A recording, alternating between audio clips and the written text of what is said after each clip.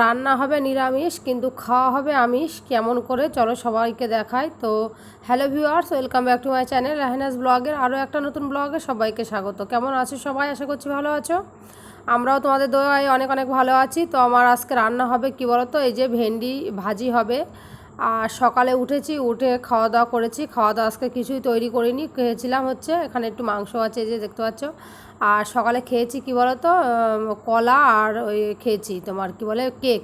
খাবার তৈরি করিনি আজকে। আর মেয়ে তো খেতেই যাচ্ছিলো না, ওকে একটা কলা দিয়েছি, কলা খেয়েছে।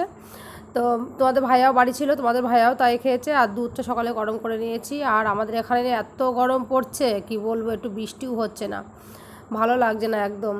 তো রান্না আমি হচ্ছে এদিকে অনেকটা মানে গুছিয়ে নিয়েছি, যতটা পাচ্ছি তোমাদের সাথে শেয়ার করছি। গরমে না রান্নাঘরে থাকতেও মানে খুব একটা ভালোও লাগছে না, জানো তো।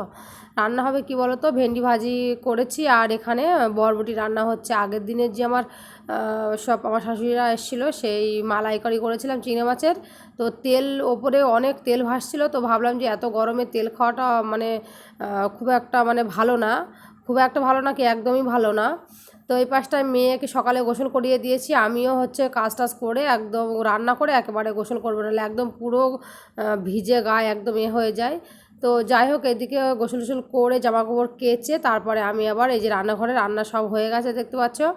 তো কেন বললাম যে রান্না হয়েছে নিরামিষ, তো ভেন্ডি ভাজি আর বরবটি হচ্ছে রান্না হয়েছে নিরামিষ, কিন্তু মাংস ছিল সেটা খাওয়ার সময় আমিষ হয়ে গেছে। যাই হোক, সবার জন্যে ভাত বেড়ে নিয়েছি, নিয়ে শশা কেটে নিয়েছি, ভাত টাত খেয়ে একটু রেস্ট নিয়ে মেয়েকে এখন এই রোদ্দুরে টানা রোদ জানো তো, পড়া 3টের সময় পড়া।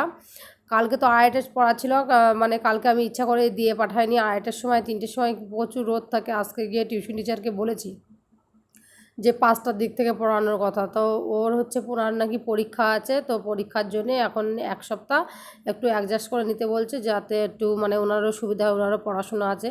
তো বাড়ি এসে এত হাঁপিয়ে গেছি, একটু গ্লুকন্ডি পানি গুলে নিচ্ছি, খাবো। তো খেয়ে আবার একটু শুয়েছিলাম, শুয়ে মেয়েকে 4:30টার সময় আনতে গিয়েছিলাম। বাড়ি এসে ক্লান্ত হয়ে ঘুমিয়ে পড়েছি, আর মেয়ে পাশে ফোন দেখছিল, দেখে পরে সন্ধ্যাবেলা উঠে একটু চা করে খেয়েছি। কারণ এই গরমে চাও ইচ্ছা করে না খেতে, তো কী করব, কিছু করার নেই। আজকে তেমন করে খাওয়ার কিছু ছিল না, সকালে ওই যে কেক ছিল আর কলা ছিল খেয়েছি। আর রাতে ভাবছিলাম যে একটু, মেয়েও খেতে চাচ্ছিল না কিছু, তো বলছিল যে মা একটু চা করো তাহলে খাই।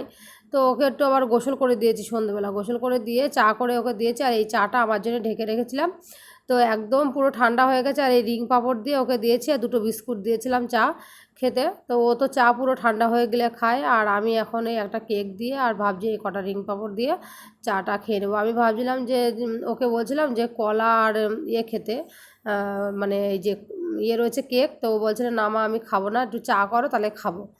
তো ভাবলাম যে তাহলে করে দিই। আর সবসময় তো বাড়ি এটা ওটা থাকে না, আজকে ওর খাবারটা ওরও তেমন ছিল না, তো চাটা করে দিলাম।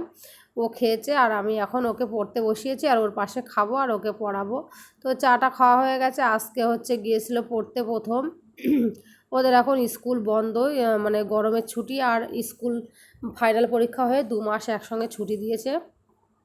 তো ওকে পড়ে নিয়ে এই যে রাতে ভাত বেড়ে নিয়েছি আমাদের জন্য, আমার আর মেয়ের জন্য। তোমাদের ভাইয়া তো হচ্ছে কাজে। তো মেয়ের যে ডিম সেদ্ধ করেছি, আমার জন্য একটা ডিম সেদ্ধ করেছি, আর রসুনের আচার নিয়েছি জানো তো, অল্প একটুখানি ছিল দুপুরে খেয়ে, সেটা আমি নিয়ে নিলাম। আর মেয়ে কুসুম খাবে না, আমাকে তুলে দিয়েছে কুসুম। আর ওর ভেন্ডি ভাজি দিয়েছি, ও বরবটি নেবে না। বরবটির তরকারিটা অনেক সুন্দর হয়েছিল খেতে, খুব ভালো লেগেছিল খেতে। আর আমি অল্প একটু আমের আচারও নিয়েছি। আর তোমাদের ভাইয়া বাড়ি আসলে তারপরে ভাতটা বেড়ে দেবো, এখন থাক, যখন মানে বাড়ি আসবে তখনই ভাতটা বেড়ে দিই আমি। প্রতিদিন রাতে কাজ থাকে না, 2-1 দিন যখন থাকে। তো মেয়ে এই যে আচার নিয়ে ডিম খাবে, তাই সেটাই তোমাদের সাথে দেখাচ্ছে। আজকের ব্লগটা এই পর্যন্ত, দেখা হবে নতুন কোনো ভিডিওতে। ততক্ষণ সবাই ভালো থাকবে, সুস্থ থাকবে, বাই।